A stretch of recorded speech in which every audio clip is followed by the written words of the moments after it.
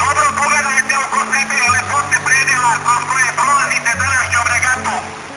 Jer je ovo vjerojatno poslednji put da ćete biti u prilici da uopšte polovite, a ne da proradite ovu prelepu reku. Zagovornici izgradnje visokih brana i potapanja celog ovog područja su preduzeli sve kako bi nas sprečili da stupimo u kontakt sa vama. Uplašili su se da ne kažemo istinu o njihovim suludnim namerama i zločinu koji planiraju prema ovome što danas gledate i ne možete vidite. A mi smo se odlučili da nam to saopštimo na ovakav način. U to ime nas ne izvinjavamo ako vam parimo današnji užitak. Ali mi obratava sredstvo.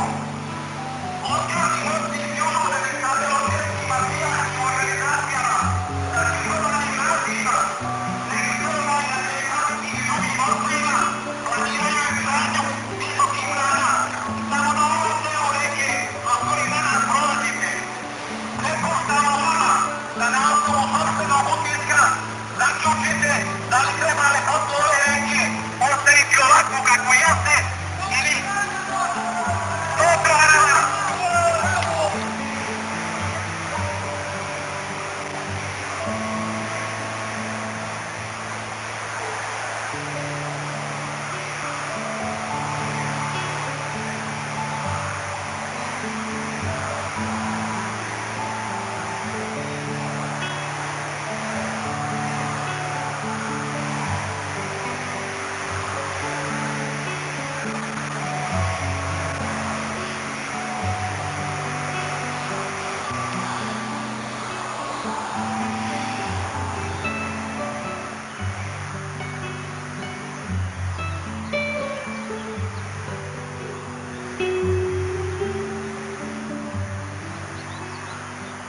Poštovana gospodo novinari, sa vaše desne strane se nalazi srednjovjekovni manastir Mili, manastir iz grupe Nemanjića. Ovaj manastir je direktno ugrožen zločinačkim projektom koji se sprema izgradnjom hidrocentrala na Limu. Više puta smo pokušali javnost da obavestimo da taj zločinački projekat nije dobar za građane. Pokušali smo da dokažemo i dokazujemo i zato danas vama dajemo poruku da prolazite još jednom kroz ovaj predivni predel koji nekome smeta, a građanima najviše smetaju brane koje će ugroziti ceo prostor i celo područje.